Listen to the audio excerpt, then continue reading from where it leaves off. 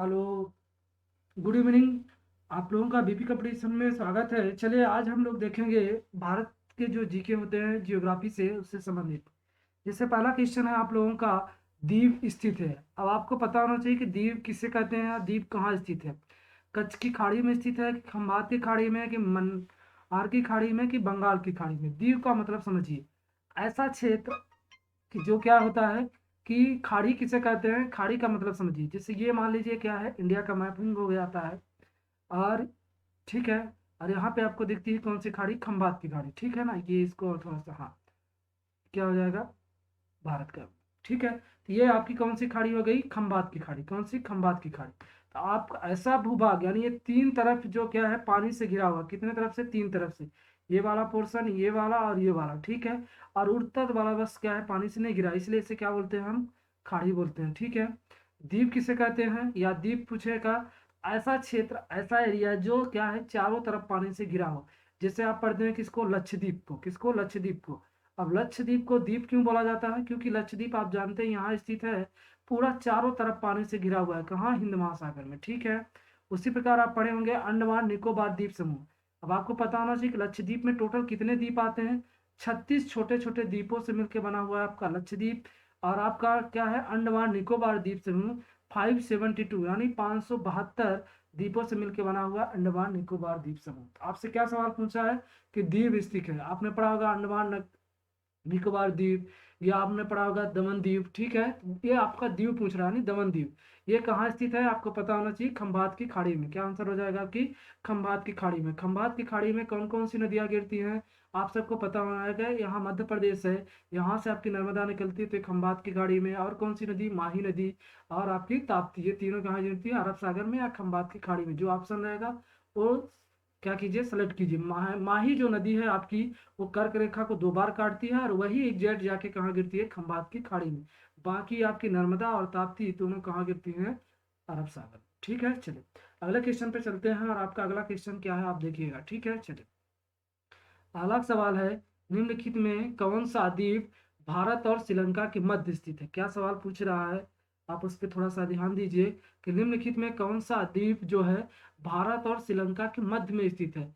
Near द्वीप है कि लक्षद्वीप है कि गंगा सागर है कि रामेश्वरम है। ठीक है, तो आप सबको पता होना चाहिए कि ये क्या हो जाता है, भारत का मैप, और भारत से जुड़ा हुआ ये क्या हो जाता है, श्रीलंका। अब भारत और श्रीलंका को दोनों को जोड़ने के जो काम करती है कौन सी, पाक जल संधि। कौन सी जोड़ने के काम करती है, पाक जल संधि। आपसे पूछ रहा है कि यहाँ पे कौन सा द्वीप है। अब आपने पढ़ा होगा कि भारत में कितने मठ है, चार मठ। चारों मठ में जो चौथा स्वामी विवेकानंद वाला जो मठ है आपको कहाँ मिलता है, रामेश्वरम। इसका आंसर क्या हो जाएगा, रामेश्वरम। क्या हो जाएगा, रामेश्वरम। ये कहाँ है रामेश्वरम, तमिलनाडु में। ठीक है, ये क्या है, भारत और श्रीलंका के मध्य स्थित एक द्वीप है। ठीक है, ये चीज याद रखिए। चलिए अगले क्वेश्चन पे चलते हैं। अगला क्वेश्चन आप लोगों का क्या है, अभी मैंने इस क्वेश्चन को आप लोगों को बताया था, इसका आप सभी लोग आंसर बताइए। लक्षद्वीप समूह में द्वीपों की टोटल संख्या पूछ रहा है कि लक्षद्वीप में कितने द्वीप हैं टोटल। ऑप्शन दिया है ए में 17, ऑप्शन नंबर बी में दिया 27, ऑप्शन नंबर सी में दिया 36, ऑप्शन नंबर डी में दिया 47। इसका आंसर क्या हो जाएगा, आप सबको पता होना चाहिए, इसका आंसर हो जाएगा 36। कितना हो जाएगा, 36। यानी कहने का मतलब कि छोटे छोटे 36 द्वीपों से मिलके बना हुआ है आपका कौन सा, लक्षद्वीप। कौन सा बना हुआ है आपका, लक्षद्वीप। कौन सा बना हुआ है, लक्षद्वीप। यानी ऐसा क्षेत्र जो क्या है चारों तरफ पानी से घिरा हुआ है, उसे हम क्या बोलते हैं, द्वीप बोलते हैं। टोटल कितने, 36 द्वीपों से। और अंडमान निकोबार द्वीप समूह पूछे तो याद रखे रहिए कितना हो जाएगा, 572 द्वीपों से मिलकर बना हुआ है कौन सा, अंडमान निकोबार द्वीप समूह। ठीक है, चलिए अगले क्वेश्चन पे चलते हैं हम लोग। अगला क्वेश्चन आप लोगों का क्या है कि थार मरुभूमि, या इसी को बोला जाता है थार मरुस्थल। क्या पूछा जाता है कि थार का मरुस्थल जो भारत का क्या है, भारत का सबसे बड़ा मरुस्थल है। किसका पूछते हैं कि भारत का सबसे बड़ा मरुस्थल कौन सा है, या मरुभूमि कौन सी है। तो याद रखिए क्या कौन सा हो जाएगा, मरुभूमि का मतलब ये होता है कि जहाँ पे क्या है पानी की मात्रा कम हो जाती है, यानी वहाँ की भूमि जो होती है पानी बहुत कम हो जाता है, वहाँ पे पूरा मरुस्थली यानी वहाँ पे पूरा रेत ही रेत हो जाती है, उससे हम मरुस्थलीकरण यानी या मरुस्थलीकरण जहाँ पे बढ़ता है। तो इससे में ऑप्शन आप बताइए सभी लोग, गुजरात, राजस्थान, पंजाब, हरियाणा। तो ये आप सबको पता होगा क्या हो जाएगा आंसर, राजस्थान। राजस्थान भारत का क्षेत्रफल के हिसाब से, किसके हिसाब से, एरिया पूछे या क्षेत्रफल के हिसाब से सबसे बड़ा राज्य कौन सा हो जाता है, तो राजस्थान हो जाता है। दूसरे नंबर पे कौन सा हो जाता है, तो अपना मध्य प्रदेश हो जाता है। ठीक है, ये याद रखिए। ठीक है, और अगर यहीं पे पूछे कि विश्व का सबसे बड़ा मरुस्थल कौन सा है, तो विश्व का सबसे बड़ा मरुस्थल कौन सा हो जाता है, आप सबको पता होना चाहिए, सहारा मरुस्थल। कौन सा, सहारा मरुस्थल। कौन सा, सहारा मरुस्थल। और कोल्ड ठंडा मरुस्थल पूछे तो ये कहाँ है, मंगोलिया में या चीन, जो ऑप्शन है कहाँ है, मंगोलिया। मंगोलिया में है, कहाँ है, मंगोलिया में। इसे सबसे क्या बोलते हैं, मंगोल मरुस्थल, या इसे ही क्या बोला जाता है, सबसे कोल्ड या ठंडा मरुस्थल। ठीक है, याद रखिए ये, यहाँ से भी सवाल बना देता है। ठीक है, चलिए अगले क्वेश्चन पे चलते हैं। अगला क्वेश्चन आप लोगों का क्या है, दक्षिण गंगोत्री कहाँ है, आपसे सवाल पूछ रहा है कि दक्षिण गंगोत्री कहाँ है। ठीक है, ऑप्शन दिया है, प्रायद्वीपीय भारत की एक नदी है, कि भारतीय नौसेना का युद्धक जलस्रोत है, उत्तरी ध्रुव में स्थापित भारतीय वैज्ञानिक अनुसंधान केंद्र है, कि अंटार्कटिका में स्थापित भारतीय वैज्ञानिक अनुसंधान केंद्र है। आप सबको इसका आंसर बताना है। ठीक है, तो क्या हो जाएगा ये दक्षिण गंगोत्री। आपको पता होना चाहिए कि भारत का ये क्या है, अंटार्कटिका महाद्वीप, जहाँ कोई भी व्यक्ति निवास नहीं करता, वहाँ स्थापित भारतीय वैज्ञानिक अनुसंधान केंद्र है। कहाँ पे, अंटार्कटिका महाद्वीप में स्थापित भारतीय वैज्ञानिक अनुसंधान केंद्र है। कौन सा, दक्षिण गंगोत्री। ठीक है, भारत का पहला जो आपका रिसर्च सेंटर पूछे तो कौन सा हो जाता है, भारती। भारत ने 3 रिसर्च सेंटर बनाया, एक भारती, दूसरा मैत्री, और तीसरा आपका कौन सा भी बनाया नया नया, दक्षिण गंगोत्री। ठीक है, ये तीनों कहाँ है, अंटार्कटिका महाद्वीप में हमारे रिसर्च सेंटर, जहाँ कहा जाता है कि कोई भी व्यक्ति निवास नहीं करता है, यानी यहाँ कोई भी व्यक्ति निवास नहीं करता, ऐसा एक महाद्वीप है। ठीक है, यहाँ पूरा क्या है, पूरा ठंडा यानी बर्फ से पूरा ढका हुआ स्थल है। ठीक है, और यहाँ पे क्या है, लोग निवास नहीं करते हैं, तो क्या हो जाएगा, अंटार्कटिका महाद्वीप। यहाँ पे भारत का क्या है, रिसर्च सेंटर है। ठीक है, ये याद रखिए, सभी देश अपना जो भी रिसर्च करने जाते हैं वो अंटार्कटिका महाद्वीप में क्या बनाते हैं, अपना रिसर्च सेंटर बनाते हैं। ठीक है, चलिए अगले सवाल पे चलते हैं। वर्तमान में भारत में किस स्थान पे क्या पूछ रहा है, सफेद पानी के नाम से जाना जाता है, यानी वर्तमान में भारत के किस स्थान को सफेद पानी के नाम से जाना जाता है। ऑप्शन है लेह, लद्दाख, करगिल, सियाचिन। अब आप सबको पता होना चाहिए कि सफेद पानी के नाम से किसे जाने, यानी ऐसा स्थान जो क्या होगा, एकदम ऊंचाई पे होगा, पूरा क्या हो जाएगा, बर्फ से ढका हुआ होगा। तो आप सबको पता होना चाहिए कि भारत में ऐसा स्थान कौन सा है। तो आप सबको पता है कि भारत में ऐसा स्थान कौन सा है, तो ये कौन सा हो जाएगा, सियाचिन ग्लेशियर, जो कहाँ है आपको पता होना चाहिए कि सियाचिन ग्लेशियर, जिसपे भारत ने क्या किया था, चाइना से युद्ध करते वक्त क्या किया था, कब्जा। अब ये भारत का हिस्सा था, चाइना इस पे कब्जा करना चाहता था। ठीक है, तो सियाचिन ग्लेशियर सबसे ऊंचाई पे भारत की फोर्स यहीं पे रहती है। ठीक है, तो इसे क्या है, यहाँ पे हमेशा बर्फ से ढका हुआ रहता है, इसलिए इसे क्या कहा जाता है, सफेद पानी के नाम से भी जाना जाता है। ठीक है, चलिए अगले सवाल पे चलते हैं। और अगला सवाल क्या है, हैदराबाद का जुड़वा नगर। ठीक है, ऑप्शन आपसे क्या क्वेश्चन पूछा है कि हैदराबाद का जुड़वा नगर कौन सा है। ऑप्शन दिया है, देखिए कौन सा, निजामाबाद, सिकंदराबाद, आसिफाबाद, आदिलाबाद। ठीक है, तो आप सबको पता होना चाहिए कि निजामाबाद कहाँ है, निजाम के नाम से दिल्ली के पास है, तो ये हैदराबाद, हैदराबाद के पास कौन सा हो जाएगा, तो ये याद रखिए सिकंदराबाद। हैदराबाद और सिकंदराबाद को क्या कहा जाता है, जुड़वा नगर या जुड़वा शहर। अब आपसे क्वेश्चन पूछ दे कि हैदराबाद को किसने बसाया था, तो कुतुब शाह ने, अब्दाली ने। ठीक है ना, याद रखिए। ठीक है, कुतुब शाह अब्दाली ने। अब यहीं से सवाल बना देता है कि हैदराबाद किस नदी पे स्थित है, तो याद रखिए मूसी नदी पे। कौन सी नदी पे स्थित है, मूसी नदी पे। ठीक है, क्या है, कौन सी नदी पर स्थित है, मूसी नदी पर, याद रखिए कौन सा, हैदराबाद। ठीक है, वर्तमान समय में हैदराबाद किसकी राजधानी, तो आप सबको पता होना चाहिए, तेलंगाना की। किसकी है, तेलंगाना की। अब आपसे यही पूछ दे, तेलंगाना कैवा नंबर राज्य बना था, तो भारत का 29वां नंबर राज्य का। लेकिन वर्तमान समय भारत में 29 राज्य नहीं है, कितने हैं, 28 राज्य और 8 केंद्र शासित प्रदेश हैं। ठीक है, लेकिन तेलंगाना आपका कौन सा 29वां कब बना था, आपको पता होना चाहिए, 2 जून 2014 14 को 29वां राज्य बना था। किससे अलग होके बना था? तो आंध्र प्रदेश से अलग होके बना था। ठीक है, जो भाषा के आधार पे क्या है, पहला राज्य बना था। याद रखिए, भाषा के आधार पे कौन सा राज्य पहला बना था? आंध्र प्रदेश। आंध्र प्रदेश और तेलंगाना दोनों की भी संयुक्त राजधानी है आपकी कौन सी? हैदराबाद। ठीक है, 2024 से क्या हो जाएगी? आंध्र प्रदेश की राजधानी हो जाएगी आपकी अमरावती। कौन सी हो जाएगी? अमरावती। अमरावती दो ठो है, एक याद रखिए, एक कहाँ है? महाराष्ट्र में है और एक आंध्र प्रदेश में है, याद रखिए। ठीक है, चलिए अगले चलते हैं।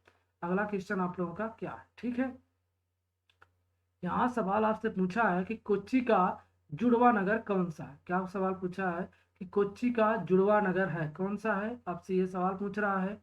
ठीक है, तो आप सभी लोग इसका आंसर दीजिएगा कि कोच्चि का जुड़वा नगर कौन सा है। ठीक है, हाँ, ऑप्शन दिया है पहला कौन सा? एर्नाकुलम है कि लाव है, अलेम्पी है कि कोटायाम है? आप सभी लोग इसका आंसर बताइए, किसका आंसर क्या होगा? ठीक है, देखिए कोच्चि का क्या हो जाएगा? एर्नाकुलम, यानी ये केरल में कोच्चि जो है केरल। ठीक है, केरल में स्थित है कोच्चि द्वीप, या कोच्चि क्या है? कोच्चि नाम से क्या है आपका? बंदरगाह भी है। कौन सा है? बंदरगाह। ठीक है, याद रखिए, यानी पोर्ट है। ठीक है, इसका जो जुड़वा नगर के नाम से कौन से जाना जा सकता है? एर्नाकुलम को जाना जाता है। ठीक है, चलिए अगले सवाल पे चलते हैं। अगला सवाल आप लोगों का क्या है? सवाल पूछ रहा है कि जम्मू कश्मीर राज्य का वह हिस्सा जिस पर चीन क्या है? अधिकार है, और क्या कहलाता है? मतलब चीन का अधिकार है और वो क्षेत्र क्या कहलाता है? मतलब उसको किस नाम से जाना जाता है? गिलगिट क्षेत्र के नाम से जाना जाता है कि छो मोरारिन के छाप नाम से जाना जाता है, या सियाचिन के नाम से जाना जाता है, या अक्साई चीन के नाम से जाना जाता है? तो इसका आंसर क्या हो जाएगा? आप सभी को पता होना चाहिए कि सियाचिन क्षेत्र, अभी हमने आपको बताया कि ये कहाँ है? भारत में। तो ये तो क्या हुआ? पाकिस्तान वाला जम्मू कश्मीर का हिस्सा है, लेकिन ये क्या है? चाइना के अधिकार क्षेत्र में नहीं है। ठीक है, तो क्या हो जाएगा इसका आंसर? अक्साई चीन। क्या हो जाएगा? अक्साई चीन। इस पे चाइना ने क्या कर रखा है? कब्जा कर रखा है। ठीक है, ये याद रखिए। वो किसका हिस्सा हुआ करता था? तो याद रखिए, जम्मू एंड कश्मीर का। ठीक है, जम्मू कश्मीर को किसने बसाया था? सवाई राजा जय सिंह द्वितीय ने। ठीक है, याद रखिए। अगले सवाल पे चलते हैं। अगला क्वेश्चन आप लोगों का क्या है? भारत का एकमात्र शीत मरुस्थल है, मतलब ठंडियों का ऐसा कौन सा जो क्षेत्र है जहाँ पे पूरी तरह से मरुस्थलीय आ जाता है? ठीक है, ऑप्शन दिया है लद्दाख, पूर्वी क्रमांक, लाचेन या चंबा। ठीक है, आपसे शीत मरुस्थल, शीत मरुस्थल का मतलब विंटर वाला सेक्शन। विंटर में क्या होता है कि किस क्षेत्र में सबसे ज्यादा बर्फ जमा हो जाती है, उसी को क्या बोला जाता है? मरुस्थलीय क्षेत्र। ठीक है, तो ऐसा कौन सा? लद्दाख वाला क्षेत्र होता है जहाँ हमेशा बर्फ जमी होती है। इसे क्या कहा जाता है? भारत का एकमात्र शीत यानी कोल्ड कोल्ड मरुस्थलीय क्षेत्र कौन सा आ जाएगा? लद्दाख। ठीक है, चलिए अगले सवाल पे चलते हैं। अगला सवाल आपका क्या है कि भारत का क्षेत्रफल कितना है? आपसे क्वेश्चन पूछ रहा है कि भारत का टोटल एरिया कितना है? ऑप्शन दिया है 32,57,405 वर्ग किलोमीटर। दूसरा ऑप्शन दिया है 32,68,276 किलोमीटर। तीसरा ऑप्शन दिया है 32,87,263 वर्ग किलोमीटर। चौथा ऑप्शन दिया है 32,87,679 679 वर्ग किलोमीटर। आप सभी लोगों को इसका आंसर बताना है, तो क्या हो जाएगा? याद रखिए, सी नंबर ऑप्शन सही है। कितना हो जाएगा? 32,87,263 वर्ग किलोमीटर है टोटल क्या? भारत का क्षेत्रफल या भारत का एरिया। ठीक है, ये आपको पता होना चाहिए। ठीक है, चलिए अगले सवाल पे चलते हैं। और अगला सवाल आप लोगों का क्या है? भारतीय उपमहाद्वीप क्या पूछ रहा है? भारतीय उपमहाद्वीप मूलतः एक विशाल भूखंड का भाग था।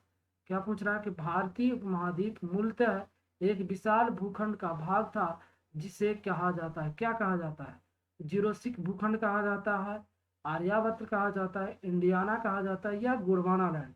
तो आप सभी को इसका आंसर देना है कि भारत जो उपमहाद्वीपीय क्षेत्र हुआ जाता था उसे, या किस भूखंड का वो मूलतः भाग हुआ करता था। आप सबको पता होना चाहिए कि पहले जो हमारा पूरा ग्लोबल था या पृथ्वी थी, या बिग बैंग की थ्योरी के हिसाब से आप जब पढ़ते हैं, तो जब प्लेट बर्थिंग सिद्धांत पढ़ाया जाता है तो उसमें बताया जाता है कि कैसे हमारी पृथ्वी दो भागों में क्या टूटी थी। पहले ये पूरा जो क्षेत्र हुआ करता था, तो इसे हम किस नाम से जानते थे? पेंजिया के नाम से। यानी ये पूरा आपका जो ऐसे पूरा जुड़ा हुआ क्षेत्र था, भूभाग यानी लैंड, इसे हम पूरा किस नाम से जानते थे? पेंजिया के नाम से। किस नाम से जाना जाता था? पेंजिया के नाम से। फिर क्या होता है कि कुछ सालों बाद यानी कई करोड़ों वर्षों बाद, सालों नहीं कई करोड़ों वर्षों बाद जो हमारी क्या होती है कि पृथ्वी में क्या होता है, भूकंप आते हैं। भूकंप की वजह से क्या हो जाता है, या प्लेट वितरण सिद्धांत में पढ़ा है कि जब क्या है प्लेटें खिसकती हैं, खिसकने के बाद टूटती हैं, टूटने के बाद ये लैंड क्या हो जाता है, दो भागों में बट जाता है। जो नीचे वाला क्षेत्र हो जाता है तो उसे हम क्या बोलते हैं, क्षेत्र को गोंडवाना लैंड। किससे? गोंडवाना लैंड, ठीक है। गोंडवाना लैंड से, और ऊपर वाला जो हिस्सा टूट के बिखरता है तो उसे हम क्या बोलते हैं, ऐसे अलग हो जाता है तो उसे हम बोलते हैं अंगारा लैंड। किस नाम से जाना जाता है? अंगारा लैंड के नाम से, ठीक है। इसीलिए इसी में आपसे सवाल पूछ रहा है कि भारत जो है किसका हिस्सा हुआ करता था, यानी भारत क्या हो जाता है, किसका हिस्सा हुआ करता था, ठीक है। ये सवाल आपसे पूछ रहा है, ठीक है। आप सभी लोग इसका आंसर बताइएगा, ठीक है, कि भारत किसका हिस्सा हुआ करता था, ठीक है। तो आप सबको पता होना चाहिए कि भारत किसका हिस्सा है। तो ये याद रखिए आप, ये भारत किसका हो जाएगा, गोंडवाना लैंड।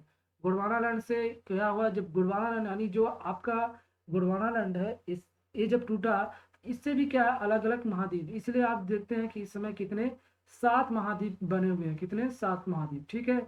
जैसे इससे आपका टूटा तो एक कौन सा बना, उत्तरी अमेरिका बन गया, ठीक है। इधर आपका टूटा तो कौन सा बन गया, आपका यूरोप महाद्वीप, ठीक है। और इससे जो आपका गोंडवाना लैंड से टूटा तो कौन बना, एक दक्षिण अमेरिका महाद्वीप और एक दक्षिण अफ्रीका बन गया। और इधर आपसे एक टूटा तो कौन बना, ऑस्ट्रेलिया महाद्वीप, इस प्रकार। और इससे एक ऊपर टूट के गया तो कौन सा बन गया, अंटार्कटिका महाद्वीप। इस प्रकार टोटल कितने महाद्वीप हो जाते हैं, 7 महाद्वीप। सातों महाद्वीप इन्हीं दोनों लैंडर से टूट कर बने हुए हैं, ठीक है। और इसीलिए गोंडवाना लैंड से टूटा आपका इंडिया, तो भारत भी जाके क्या हो गया, उसका हिस्सा। इसका हिस्सा अंगारा लैंड का भारत नहीं है, ये याद रखिए, ठीक है। चलिए अगले क्वेश्चन पे चलते हैं, और अगला क्वेश्चन आप लोगों का क्या है, सवाल, ठीक है। निम्न नगरों में से, क्या क्वेश्चन पूछ रहा है, आप लोगों को इसका आंसर देना है। निम्न नगरों में से कौन सा भारतीय राज्य कर्क रेखा के उत्तर में स्थित है, ठीक है। ऑप्शन दिया है मणिपुर, मिजोरम, झारखंड, त्रिपुरा। देखिए सवाल आपसे क्या पूछ रहा है, आपको इसका आंसर देना है, ठीक है, कि इनमें से कौन सा भारतीय राज्य है जो कर्क रेखा के उत्तर में स्थित है। आप सबको पता है कि ये भारत का मैप हो जाता है। यहाँ से 23.5 डिग्री पे क्या है, कर्क रेखा गुजरती है। कितने डिग्री पे? 23.5 पे। यहाँ से आपको सवाल पूछ रहा है कि जो भारतीय राज्य हैं उनमें से उत्तर में कौन सा राज्य स्थित है। यानी जब आप यहाँ 7 सिस्टर राज्यों को पढ़ते हैं, कौन से राज्यों को, 7 सिस्टर राज्यों में, उनमें से जब कर्क रेखा, जैसे मित्र पे गमछा झार, क्या है, मित्र पे गमछा झार, ठीक है। तो मित्र पे गमछा झार, इसमें से किस किस राज्यों से कर्क रेखा गुजरती है, आप सबको पता होगा। मी से क्या हो जाएगा, मिजोरम। त्रि से त्रिपुरा हो जाएगा। टे से क्या हो जाता है, पश्चिम बंगाल या वेस्ट बंगाल। ग से कौन सा हो जाता है, गुजरात हो जाता है। म से कौन हो जाता है, मध्य प्रदेश हो जाता है। छ से छत्तीसगढ़। झ से झारखंड और र से राजस्थान। तो आप सभी जानते हैं कि यहाँ पे क्या आ जाता है, गुजरात, राजस्थान, मध्य प्रदेश, और कौन सा हो गया आपका, उसके बाद मध्य प्रदेश के पास छत्तीसगढ़। उसके बाद छत्तीसगढ़ के बाद आपको कौन सा मिलेगा, तो याद रखिए झारखंड मिलेगा, ठीक है। और झारखंड के बाद आपके कौन से, तब आपके उत्तर पूर्वी राज्य मिलते हैं। तो इसमें पूछ रहा है कि उत्तर में कौन सा है, तो याद रखिए मणिपुर। कौन सा हो जाएगा, मणिपुर। मणिपुर जब आप देखेंगे कि यहाँ से, तो क्या हो जाएगा, ये क्या है, कर्क रेखा से किधर उत्तर में स्थित है, यानी थोड़ा सा ऊपर साइड में स्थित है आपका कौन सा, मणिपुर, ठीक है। याद रखिए मिजोरम आपका यहाँ हो जाता है, इसकी सीमा म्यांमार से लगती है, इसलिए मिजोरम इस साइड हो जाता है, ठीक है, याद रखिए। फिर उसके मिजोरम के बाद त्रिपुरा यहाँ लगता है, त्रिपुरा से सीमा किसकी लगती है, वेस्ट बंगाल पश्चिमी। इसलिए पूछ देता है कि ऐसा भारत का कौन सा राज्य है जिसकी तीनों तरफ से सीमा से घिरा हुआ है, तो बांग्लादेश हो जाता है, जो त्रिपुरा से तीनों तरफ सीमा से घिरा हुआ है। ये चीज याद रखिए, ठीक है। तो इसका आंसर क्या हो जाएगा, मणिपुर, ठीक है। मणिपुर थोड़ा सा उत्तर है, मतलब कर्क रेखा से थोड़ा सा ऊपर है, इसलिए क्या हो जाएगा आपका आंसर, मणिपुर, ठीक है। चलिए अगले सवाल पे चलते हैं, और अगला सवाल आप लोगों का क्या है, निम्नलिखित में से कौन सा नगर कर्क रेखा से निकटतम दूरी पर अवस्थित है, मतलब इसमें से कौन सा ऐसा नगर है जो कर्क रेखा के एकदम निकट, ठीक है। ऑप्शन दिया है अगरतला, गांधीनगर, जबलपुर और उज्जैन। आप सभी को बताना है कि ये किस, कौन सा नगर निकटतम स्तर पर स्थित है। देखिए गांधीनगर गुजरात की राजधानी है, तो थोड़ा सा दूर पे है। मध्य प्रदेश की राजधानी कहाँ है, जबलपुर है, ठीक है, मतलब मध्य प्रदेश की हाई कोर्ट जबलपुर में है, इसको सांस्कृतिक राजधानी बोला जाता है। उज्जैन मध्य प्रदेश की संस्कृत राजधानी है, ठीक है। ये क्या है, कर्क रेखा से थोड़ा सा दूरी दूरी पर स्थित है। लेकिन जो अगरतला, त्रिपुरा, त्रिपुरा की जब राजधानी आप देखते हैं तो क्या है, त्रिपुरा की राजधानी अगरतला, वो एकदम निकटतम है। ये ऑप्शन के अकॉर्डिंग, ऐसा अगर होता तो मणिपुर का इम्फाल हो सकता था, ठीक है, तो याद रखिए। लेकिन ऑप्शन के अकॉर्डिंग आंसर क्या हो जाएगा, अगरतला, ठीक है। चलिए अगले सवाल पे चलते हैं। अगला सवाल आप लोगों का क्या है, ठीक है। चलिए अगला सवाल है आप लोगों का, निम्नलिखित में से कौन सा कथन सत्य है, ठीक है। निम्नलिखित में से कौन सा कथन सत्य है। भारत पूर्णतः उत्तरी गोलार्ध में, कहने का मतलब कि जब आप पूरे भूलैंड पे जाते हैं तो ये आपका कौन हो जाता है, ऐसे चारों तरफ से डिवाइड कर देते हैं, तो आपको ये पता होगा ये नॉर्थ है, ये साउथ है, ये ईस्ट है और ये वेस्ट, यानी जब हम ग्लोब को क्या है चारों दिशाओं में बांटते हैं। तो आपसे यहाँ क्वेश्चन पूछ रहा है कि भारत पूर्णतः उत्तरी गोलार्ध में स्थित है, या भारत की आकृति चतुष्कोणीय है, या क्षेत्रफल की दृष्टि से भारत विश्व में 7वें तथा जनसंख्या के दृष्टिकोण से दूसरे स्थान पे है, या उपयुक्त सभी कथन सत्य है। आप सभी को इसका आंसर बताना है, ठीक है। देखिए अब यहाँ पढ़ते हैं चतुर्कोणीय क्वेश्चन, ठीक है। इसी में आपको डाउट होगा, भारत तो देखिए पूर्णतः उत्तरी गोलार्ध में स्थित है। कैसे स्थित है, जब भारत की लोकेशन आप पर देखते हैं तो यहाँ पे क्या बना हुआ है, भारत, ये क्या है पूरी तरह से क्या है, ये ईस्ट हो जाता है यार, ये नॉर्थ, ये कहाँ स्थित है पूरा तरह से आप देखेंगे तो उत्तरी गोलार्ध में, ठीक है। ये साउथ हो जाता है और ये वेस्ट हो जाता है, ठीक है। यहाँ स्थिति नहीं है, ना यहाँ है ना यहाँ है, और भारत की लोकेशन क्या है यहाँ पे। इसका आंसर क्या हो जाएगा, ये भी आपका ऑप्शन सही है, कौन सा, पहला नंबर, ठीक है। दूसरे, भारत को की आकृति जो है चतुष्कोणीय है, यानी जब इंडिया का आप मैप देखेंगे तो भारत की जो एक आकृति मिलती है, देखिए इधर भी फैला है, इधर सीधे इधर भी फैला है, फिर आप जब इधर देखते हैं तो इधर भी फैला हुआ है, इसलिए माना जाता है कि इंडिया की जो आकृति हो चतुष्कोणीय है, ठीक है। तो इसलिए आंसर क्या हो जाएगा, ये भी सही है। और आपको पता होना चाहिए कि क्षेत्रफल की दृष्टि से भारत विश्व में कौन से स्थान पे है, 7वें पे, ये बिल्कुल सही है। और जनसंख्या की दृष्टि से दूसरे स्थान पे, आप सबको पता होना चाहिए कि जनसंख्या की दृष्टि से पहले स्थान पे कौन हो जाता है, चीन। और जब आप पढ़ते हैं क्षेत्रफल यानी एरिया के हिसाब से, इसका ट्रिक आप सबको पता होगा, रुक, चीन, अब, आ, भारत, ठीक है। जब इसमें पढ़ते हैं तो रूस से क्या आंसर आ जाता है, रसिया, के से आप पढ़ेंगे कनाडा, क्षेत्रफल की दृष्टि से चाइना तीसरे स्थान पे, तो क्या हो जाएगा चाइना। आ से कौन हो जाएगा अमेरिका, ब से कौन सा हो जाएगा ब्राजील, आ से ऑस्ट्रेलिया और भा से भारत। इस प्रकार ये क्या हो जाएगा, चौथा भी तीसरा भी ऑप्शन सही है। इस प्रकार आपका आंसर हो जाएगा चौथा, उपयुक्त सभी कथन क्या है, सत्य, ठीक है। चलिए अगले सवाल पे चलते हैं, और अगला सवाल आप लोगों का क्या है, ठीक है। निम्नलिखित में से कौन सा कथन असत्य है, आप लोगों के यहाँ गलत बताना है, ठीक है। निम्नलिखित में से कौन सा कथन असत्य है, ठीक है। ऑप्शन दिया है कि भारत क्षेत्रफल का, यानी भारत क्षेत्रफल का 29.3% जो भाग है वो क्या है, पर्वतीय है। दूसरा ऑप्शन दिया है कि भारत क्षेत्रफल का 27.7 जो यानी 27.7% जो है वो क्या है, पठारी भाग है। चौथा ऑप्शन, भारत क्षेत्रफल का 48% भाग क्या है, मैदानी बता रहा है, ठीक है।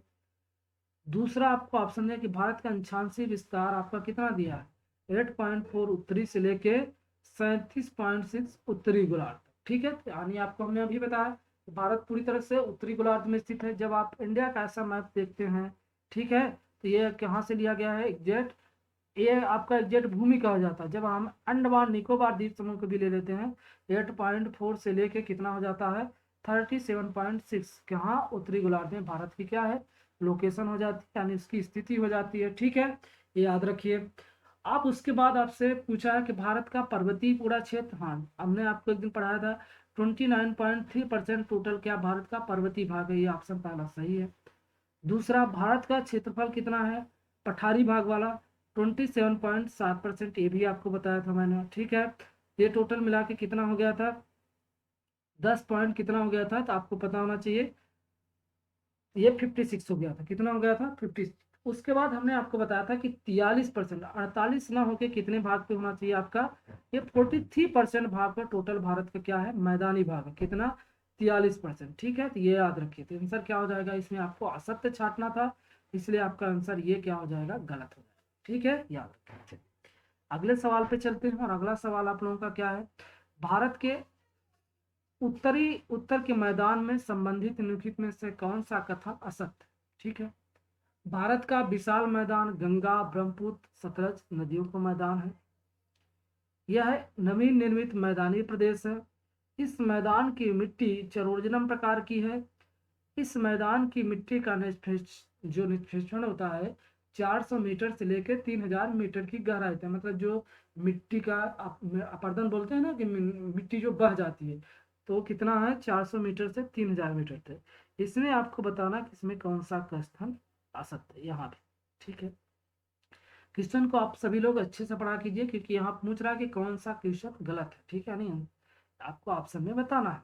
देखिए, भारत का जो उत्तर का विशाल मैदान है, यानी ये जो अपना नॉर्थ वाला क्षेत्र हो जाता है इंडिया का, तो जब आप मैप में देखते हैं ये क्या है पूरा, आप सबको पता होना चाहिए कि यहाँ से आपकी कौन सी जो आपका क्या है उत्तराखंड है, वहाँ पे गंगा नदी आ जाती है। ठीक है, ये पूरा गंगा वाला मैदानी क्षेत्र हो जाता है। ठीक है, उधर से आपको पता है कि यहाँ से ब्रह्मपुत्र नदी आती है, तो इस तरह से पूरा क्या हो जाता है, ब्रह्मपुत्र नदी क्षेत्र जाता है। तो ये दोनों सही हो गए।